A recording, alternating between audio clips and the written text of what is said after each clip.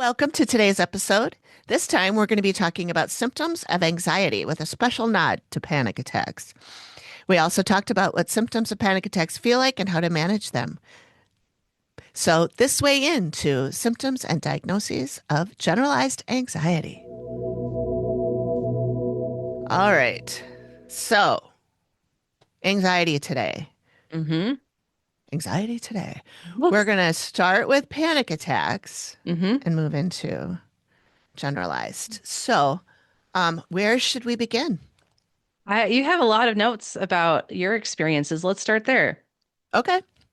Yeah, I used to have panic attacks. They started out as something I didn't know what they were. Mm-hmm. It started out feeling like I was having a heart attack. Yeah, My heart was skipping a beat and it would go and I think all my life I've had a little bit of a flutter. sure. I seem to remember when I was a kid, the doctor saying her heart flutters a little bit. There's a little bit of a in there. Mm-hmm. Yeah.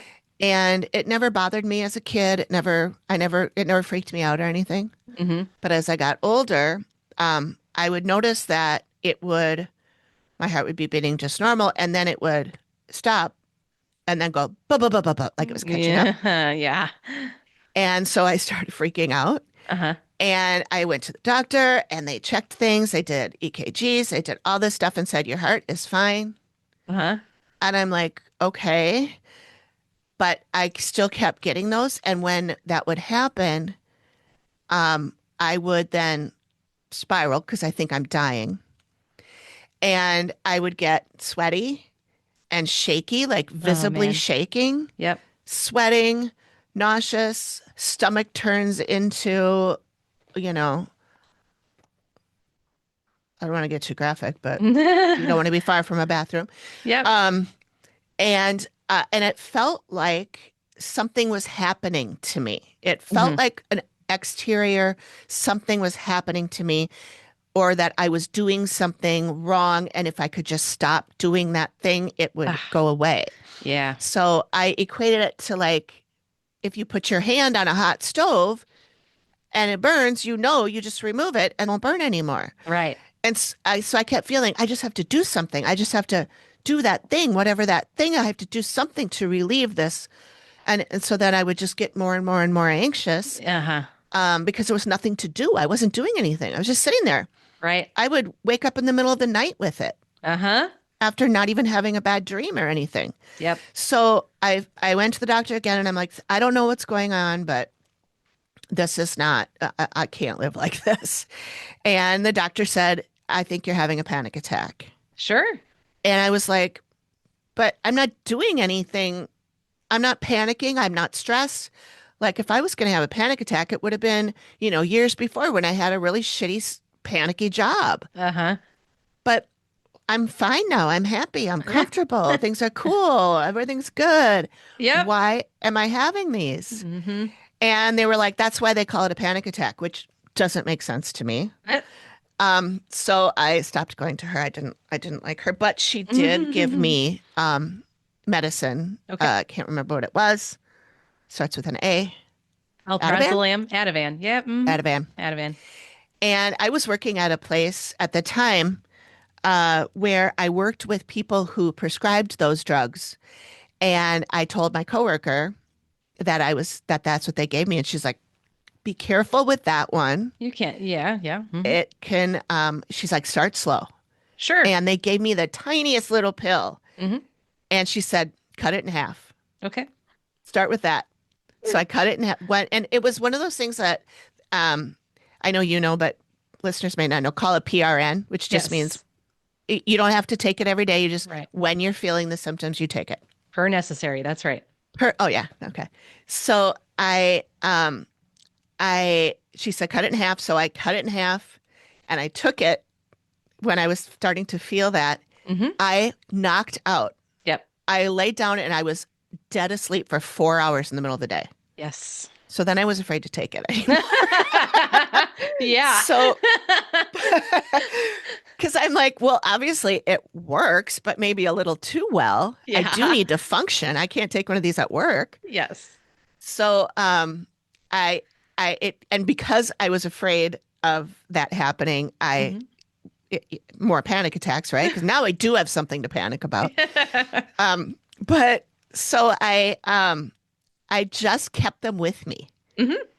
and just having them with me helped me to know that it was going to be okay if I had to. If I had to go sit in my car and sleep for 4 hours, that's what I'm Yes. going to do. Yep. But at least I knew that there was a way out. Hmm. There was a way I could basically take my hand off that stove if I Yeah. had to.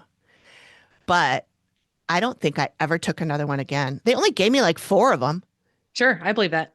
and I didn't. I think I just threw them away after like 10 years. Oh, I was like, there's well, I'm good. I don't need them anymore. they still work after 10 years, but yeah, if you didn't need them, you didn't need them. Yeah, I don't know. I didn't. I threw them away and I felt better. There you go. That was probably around the time that I did start. I'm going to bring this up again.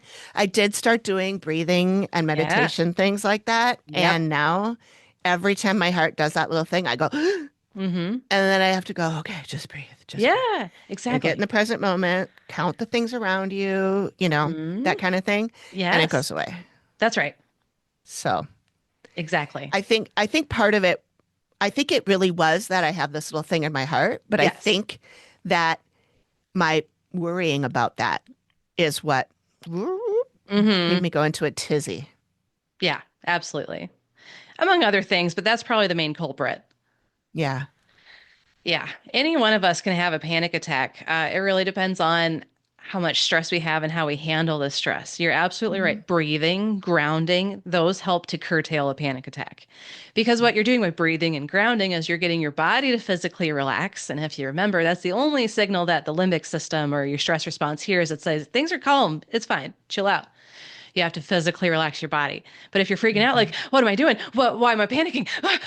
You're going to panic more because you're just amping Yeah. up the stress response. Yeah. Yeah, Yeah. I was real good at that. we all are. So the Ativan, that's a benzodiazepine, and that's a class of anticonvulsants. They're originally made for anticonvulsant. They're a sedative. Okay. So It sure worked as a it sedative for me. absolutely, yep. So the most common ones of benzodiazepines, of course, we've all heard of Xanax. Hmm. We've also heard of Valium. Hmm. And then Ativan's used in like ERs kind of stuff for people having panic attacks. It's usually a shot form because quicker acting that way. But anyway, benzodiazepines are very common. I like them for anxiety as a PRN. If you try to take it every day, like regularly, you'll build a tolerance to it. You'll have to start taking more and more for it to get the same effect. So I like it as a Hmm. PRN. It maintains its effectiveness that way. And you're not building a dependence on it either. Like you did, learning how to meditate, learning how to breathe, focus, that kind of stuff. That's what we want to rely on, not a Hmm. medication. Yeah. I would always much rather not take something if I don't have to. Absolutely. Yep. You have more self-control if you're doing it yourself rather than who have to take a med. Yeah. And then what happens if you run out of your PRN? You have to go to your psychiatrist, your doctor, and then you're freaking out even more. I mean, there's Hmm. a lot more things that you can do to manage your own panic attacks than a medication. If you need it, you need it. Nothing wrong with Hmm. that. But learn how to meditate, learn how to get your stress response to relax physically, and that way you have more to um what am I trying to say? You have more control over it. Yeah. You don't want Yeah. it to control you. Right. Well, and even like with the control thing too, is like I said, when I took that one little half of a quarter of a pill or whatever it was Yep. Mm-hmm. and knocked me straight out, there's nothing I could do about it. Once I Mm-hmm. started getting all loopy and I get to my bed, I can't do anything. I can't snap out of it. What Yep. if my house caught on fire? That's right.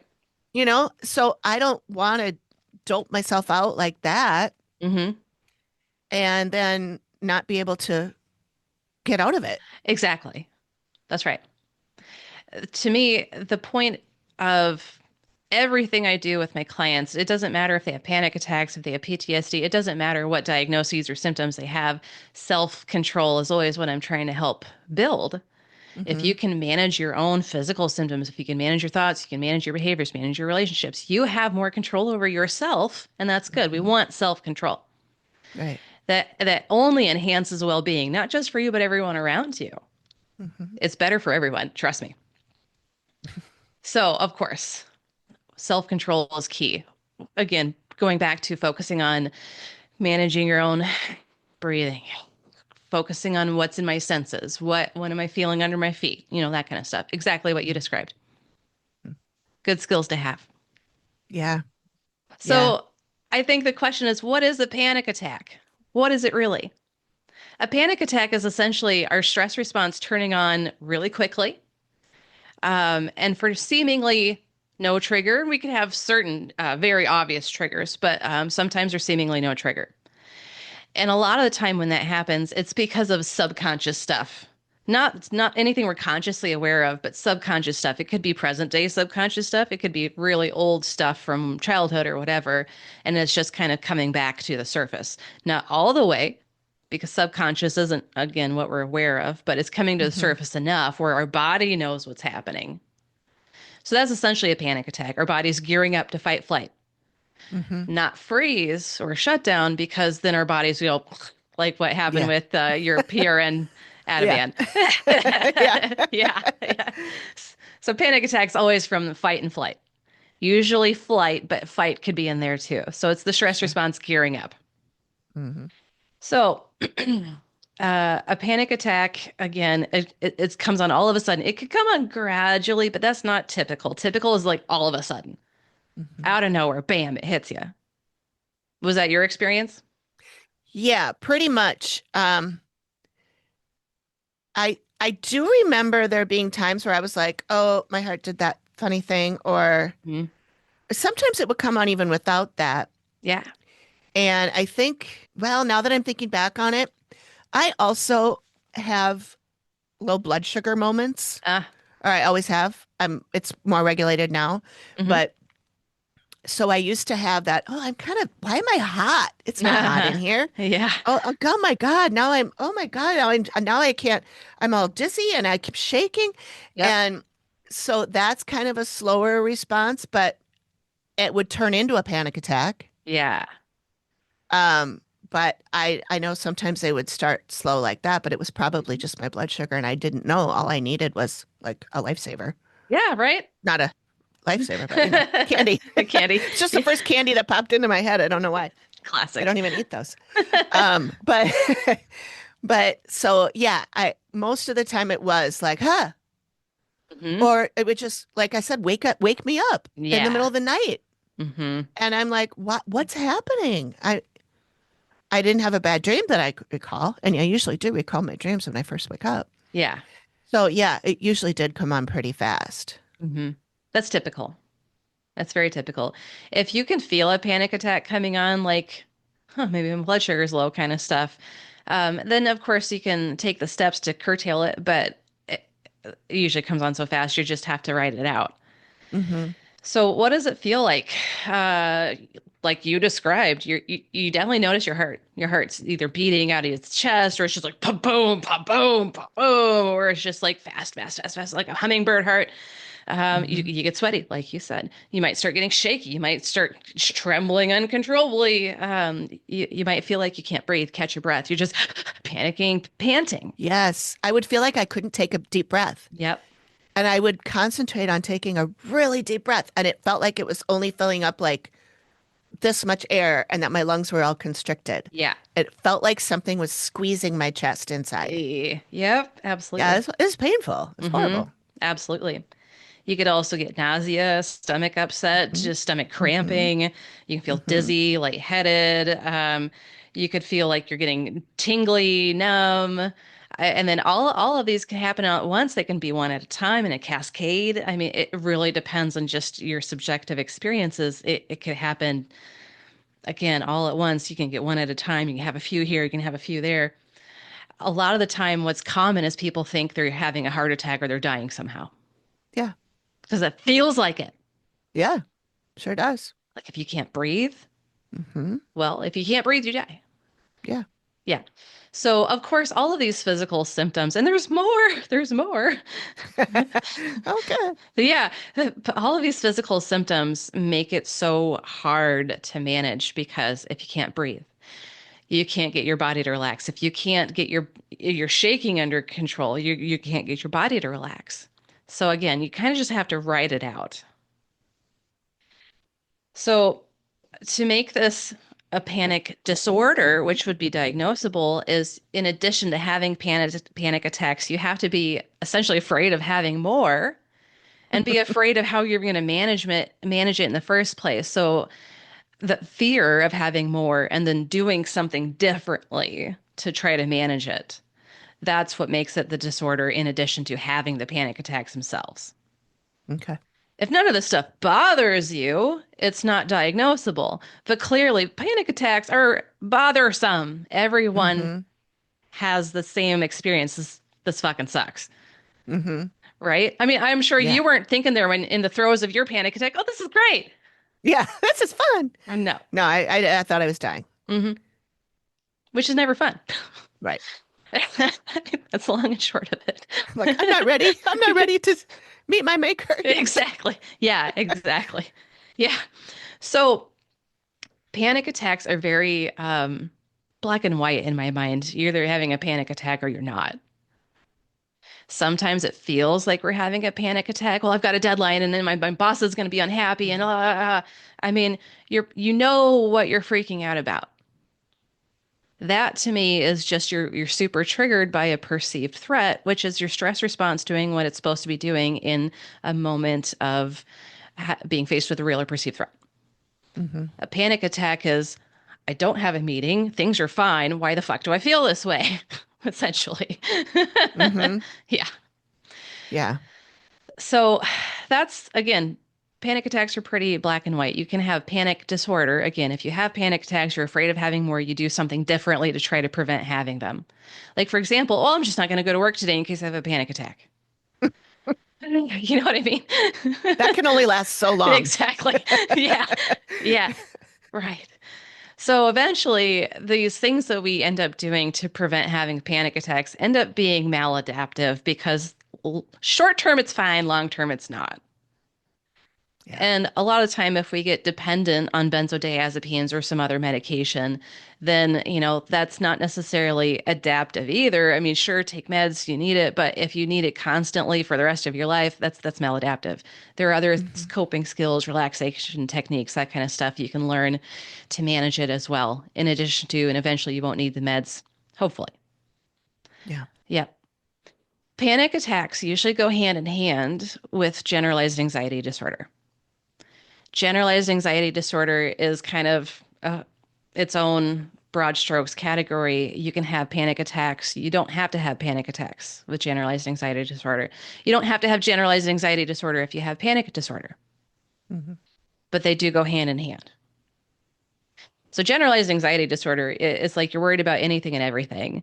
I wake up, well, is my dog going to love me today? And how am I going to do at work today? Like anything and everything you can think of, you're worrying about it. Mm-hmm. So that's what makes it general. It's not a specific thing. If you're specifically worried about one topic, that's not generalized anxiety disorder. Okay. So I'm just curious, what sort of experiences do you have with just feeling anxious about anything and everything? If you have those experiences. I do sometimes, not as much. I think I was more anxious when I was younger, but Hmm. um, I do find myself waking up very early, way Hmm. before I'm supposed to, 4, 5 o'clock in the morning. Gross. I know. Worrying about, oh, did I send that email to, because I'm trying to get my mom on this elderly waiver thing and managing her life as well as my own. Yep. And oh, I have to make an appointment to get her into the dentist. Oh, I have to make an appointment to get myself in. I have to do, and so the list of things to do. And so I do tend to wake up going, oh, or okay, I wake up with an idea. Oh, I know I should go and look for blah blah blah. And so then I'm on my phone looking for to buy something at 4 o'clock in the morning because I don't want to forget that I need to do it. Hmm. And so I do have moments like that where I wouldn't necessarily categorize it as an anxiety issue, but I Hmm. do have a lot of things on my plate Yep. and I'm reminded of that a lot. Yeah. my brain wakes me up in the middle of the night to remind me of that. I'm sure. So I find that writing or not writing, but t putting them in my phone Yeah. in a list that I Uh-huh. can then look at in the morning or making task reminders in my calendar. Hmm. However, when I do that, then I have 47 task reminders that go off bing, bing, bing, bing, bing, bing, bing every 5 minutes. No thanks. And then I'm like throwing my phone across the room Yeah, exactly. and I'm cursing my 4 a.m. self for doing that because I don't have time for all that. Yeah. So, I don't know. I probably need a better coping mechanism, but yeah. So I don't know if I would, I don't know. That does sound like you to be an anxiety disorder or just a momentary thing because that's where I am in my life right now. That's a momentary thing because, in addition to worrying about anything and everything, we also have to have difficulty controlling what we're worrying about, how much we're worrying about it. Sounds like if you write it down, you can forget about it until the alarms go off. I can, yeah, Yeah. usually. So, if you're not having difficulty controlling the worry, it's not generalized anxiety disorder. Okay. You also have to have physical symptoms that go with it, like feeling physically tense, keyed up, on edge, just I can't relax, just irritable, your mind going blank, difficulty concentrating, you can't sleep, you can't fall asleep, you can't stay asleep, you never feeling rested, that kind of stuff. Um, just irritable out of proportion or out of nowhere. So your body is just physically tense and on edge all the time too. Okay. So with what you've got going on, to me, that is the perceived threats that come with being a caretaker for your mom with Alzheimer's. Hmm. Because if you're not taking care of her, of course, her assisted living is kind of helping, but you're the primary caretaker. If anything goes wrong, it's on you. Yeah. So that's not generalized anxiety. That is a specific thing that Yeah. you're not necessarily worried about. Because there are a lot of times it's like, oh, it's fine, right? Yeah. So generalized in this situation, generalized anxiety disorder would be like, I know mom's fine, but is she okay? I mean, did she wander off? That kind of stuff. Yeah. I know she's fine, but Yeah. that's one of the hallmarks of generalized anxiety disorder. Yeah, but. Yeah, but. Yeah, Yeah. I logically know, but. Yeah. I know the sky's not falling, but. Yeah. Do you know anyone like that? Yeah. I mean, I know I've known people that have been like that before. I'm Hmm. so worried about like my mom. Granted, this is part of her memory issues, but um, she's worried about the debt, the Yeah. national debt. And I'm Right. like, Mom, this is not your problem to solve. Yes. I mean, she was only worried about it for 5 minutes when she was telling me about it, but that's an example of something that you have no business being worried about. That's Yep. nothing you can control. Yep. There's not a damn thing you can do about it. Yep. You didn't get us in this situation. Hmm. That's right. There's somebody else that should be worried about it, but they're not. So, Hmm. And that's a whole nother topic for a whole nother so day. that's right. So, yeah, I think I have probably done that before where I'm like take on some other worry for somebody else or something else because I have that little bit of that empathy thing going Yeah. on where I feel like I have to be worried for you as well to in order to connect with you and whatever you're worried about, I'm worried about kind of Hmm. thing. Definitely. But yeah, I have seen that in people before that I'm like, why are you worried about that? That has nothing to do with you. That is not your Hmm. problem. Yep. You're fine. Yep. It's really hard to just logically take that in because when we go to parts of self, it's not the logical part of self that's really dealing with these symptoms. It's usually the other parts of self. Yeah. Yeah. A lot of the time, if especially our protector parts, they think about it this way. If we are at a 50 out of 100 and then shit happens, well, we can jump to up 100 out of 100 pretty quick rather than going from 0 to 100. So if I Yeah. got to stay prepared all the time, I'll be better. Mm-hmm. And so there's a certain level of hypervigilance that comes with generalized anxiety disorder. That's not necessarily an official criteria to meet the diagnosis, but that hypervigilance really is kind of an undercurrent. If we look at generalized anxiety from a branch of the stress response, it comes from the flight response. We have Yeah. to be aware of these real and perceived threats to flee from them. And that's the whole point of generalized anxiety disorder is to keep you ready constantly to avoid real or perceived threats. Okay. Panic disorder, that is again your body just gearing up to fight, flight, freeze, literally just more flight than the other two. But when we get to a certain point with panic attacks, we are immobilized because our body is just reacting. So it Yeah. is kind of a freeze effect too. Yeah. Yeah. You've noticed that. Yeah. I'm just coming to mind. I'm watching Top Chef, Uh-huh. and there was in the first episode of this new season, there was one of the chefs. She had a panic attack. She was running around trying to get her dish done, and the time was running out. And you could see her level of anxiety just doing this. Yeah. And I think she dropped something or she slipped or something, and she just went into Yeah. and what the host had come over and talk to her and say, "It's okay. Yeah. You're fine." And talk to her really, and she calmed down, but it was really hard to watch. I bet. And it was, yeah, it was scary. She looked and she kept, doing this like I could just tell that her heart was, you know, Yeah. fucking with her. Yeah.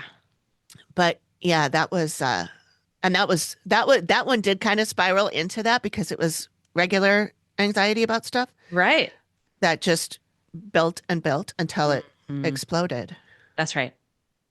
And that's why panic attacks and generalized anxiety disorder go hand in hand. They're working on the same branch of the stress response, essentially, Hmm. and one can trigger the other Hmm. quite easily. Because if we're hypervigilant, we're like at 50 out of 100 already, then it doesn't Hmm. take much for our bodies to amp up more. Sure. And I can tell, Amy, just you watching that scene and you describing it to me, I know you could feel it. I could. I feel you right now. Yeah. Just thinking about it. Yeah. It was hard to watch. And then a friend of mine was watching it too, and he's like, I don't need to see somebody having a panic attack on TV. And Jeez.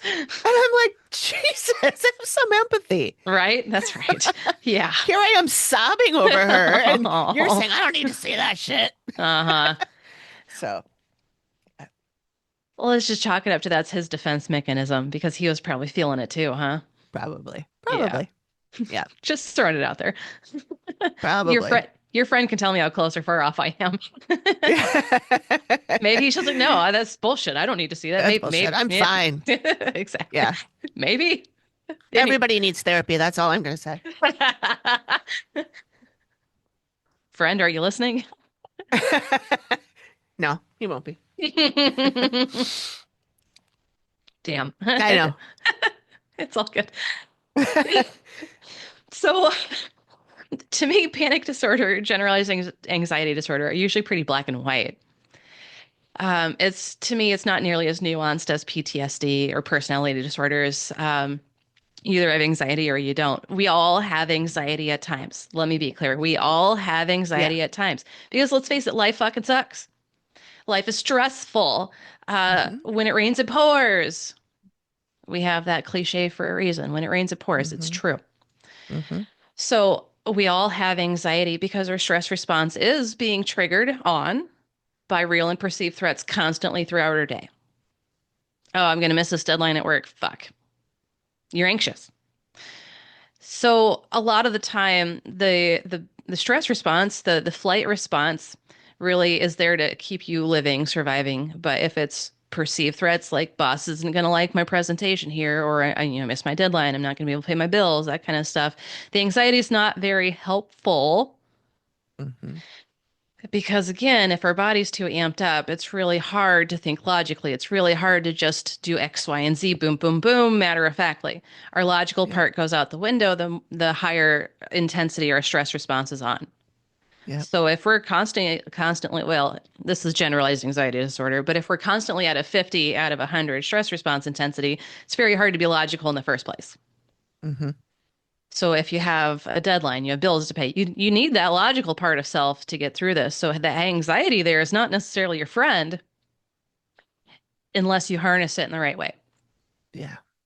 And that's kind of the key, regardless if you have generalized anxiety disorder or not. Every form of anxiety you can harness in a good way. For example, I don't know how many speech classes you had to take in high school or college or whatever, but every speech class I ever had to take, high school, college, whatever, it's like, oh, that nervousness helps you to be more on your toes and be more alert and all of that stuff. And sure, it does at a certain level. Mm-hmm. You can harness that anxiety to help you get that deadline done, to help you get your Mm-hmm. bills paid. If you need to go pick up cans, this is ridiculous. If you need to go pick up cans to get the last $10 for your bill, sure, you can use that anxiety to do that. It's a ridiculous Mm-hmm. example, but you know what I mean. Yeah. We can harness the energy behind this branch of the stress response to help us. But again, not if we're not thinking logically about it. We have to Yeah. have low enough stress response to harness it. Mm-hmm. So the best thing I can say, regardless if it's generalized anxiety disorder or situational anxiety, because they both happen, breathe. Circling back to how we started with you, just Mm-hmm. breathe, Mm-hmm. breathe.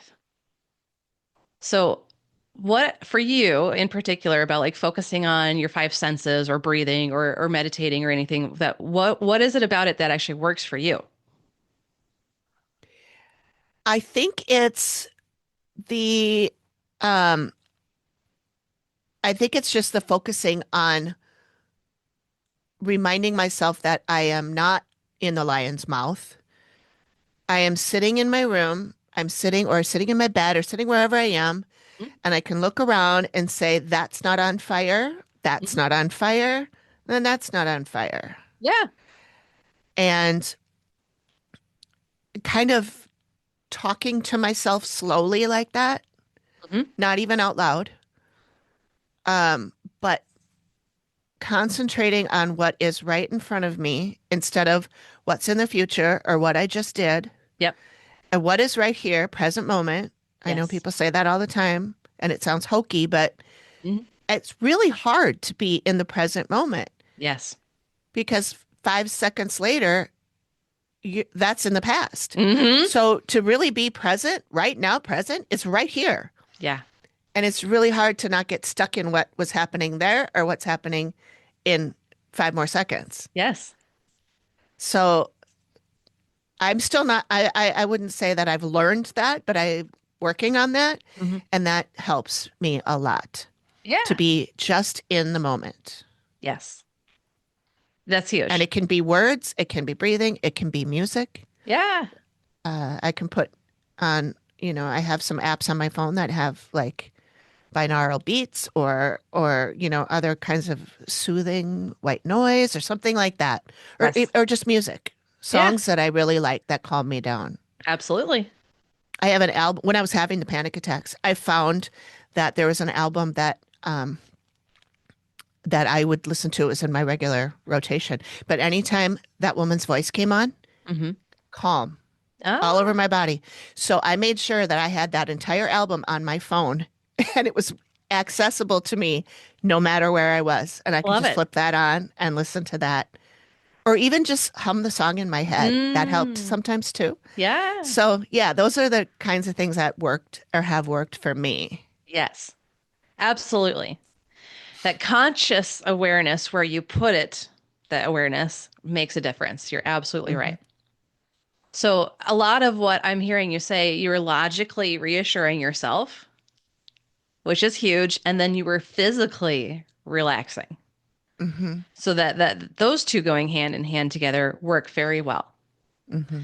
That, of course, is in the moment. Long term for generalized anxiety disorder, there's some deeper work to do, but I love Sure. absolutely everything that you did in all of those moments.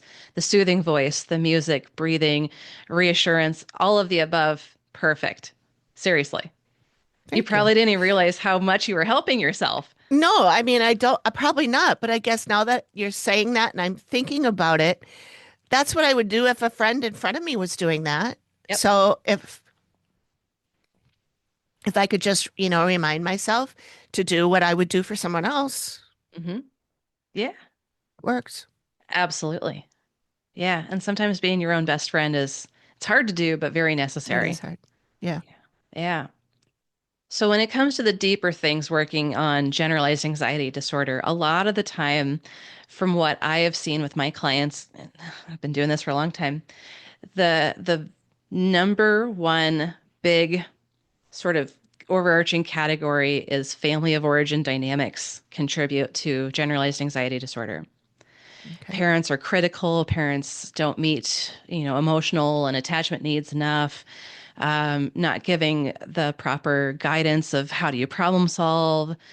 It doesn't matter how you problem solve, whether it's conflict resolution, whether it's how do I get from point A to point B. It's just a lot of the time not knowing how to do things in real life contributes in and of itself, but usually it's a lot more than that. So Hmm. family of origin dynamics aren't ideal. No one has a perfect family. No one's going to have a perfect family, but if it's ideal enough, that's good enough. And Hmm. ideal is essentially you get the right amount of the right kind of attention and you get guidance, you get discipline, not punishments, but discipline. It's different from Hmm. punishment, so on and so forth. Hmm. So there's a lot of things we need from our family of origin to set us on the right path. And missing any one of these right things can lead us on the path to generalized anxiety disorder, depression, PTSD, you name it. But a lot of the time, that's kind of the overarching theme. Family of origin dynamics weren't great in one way or another. And then people end up with generalized anxiety disorder. Okay. In addition to that, we also develop all sorts of negative cognitions, which are negative self beliefs like, I'm not good enough, I'm a failure, I'm never going to amount to anything, I'm a terrible person. I could go on and on. There's a million negative cognitions out there. And so the more negative cognitions we have, the more symptoms of generalized anxiety disorder we end up having too. They also go hand in hand. It's not necessarily you have anxiety because you have negative cognition, and it's not necessarily you have a negative cognition because you have anxiety. It's there's other factors that kind of contribute to both, so they go hand in hand as well. I could go on, but other things about generalized anxiety is just feeling like you are not equipped internally somehow on a parts of self dynamic. A lot of time kid parts will kind of take over when the stress response increases. Hmm. And so in real life, children don't necessarily know how to handle adult situations. You want adults to handle it. And therefore, with our parts of self, if our adult parts aren't handling it and our kid parts are, we're probably not going to handle it as well as we could. And we're not Right. going to feel as good about it, especially we're not going to be confident about it. Hmm. We're going to be anxious about it. Hmm. So a lot of the time it boils down to parts of self and which ones are active or not active or whatever too. So, the best thing I can say is if you notice you have symptoms of generalized anxiety disorder, find a good EMDR therapist or ego state or both. I mean, Hmm. CBT is good for stabilizing, but Hmm. it's not necessarily good for getting to the roots of it and helping you be free of the symptoms eventually. Hmm. CBT is good at first, it's not good for going deep. Okay. So, if the roots of generalized anxiety disorder start when your family of origin, you got to go deep. Hmm. Hmm. So that's kind of the bullet points of how you treat generalized anxiety disorder. I mean, CBT, according to insurance companies, is the gold standard, Hmm. but I also know that other therapies will definitely get you farther. Yeah. Yeah. So anyway, Cool. any I don't know, questions that you have or anything that I didn't touch on for this? I don't think so. I Okay. think we covered it. Cool. Do we know what we're going to do next time? Good question. I think we should do depression next time, 'cause depression and Okay. anxiety go hand in hand too. Sure. Sure. All right. So join us next time for depression. Doesn't that sound like fun? It sounds thrilling, right? Oh my Or a God. depression party. We're going to have a depression party. Uh, I mean, we probably will laugh at some point, I'm but sure we will. That's funny though. Like, yeah. This Way In is a conversation about mental health and everyday well-being, but it is not therapy. Listening to this podcast does not create a therapist-client relationship, and the information we share is for educational and entertainment purposes only. If you are feeling overwhelmed or struggling with your mental health, please reach out to a qualified professional in your area. Never delay, disregard, or change professional recommendations or advice because of something you heard here. And please remember that any views expressed here are our own and don't represent any licensing boards. This Way In is co-produced by Brittney Baxter-Dameron and me, Amy Lotsberg, at Collected Sounds Media. I also edit and manage the show, which is part of the Collected Sounds Independent Podcast Network.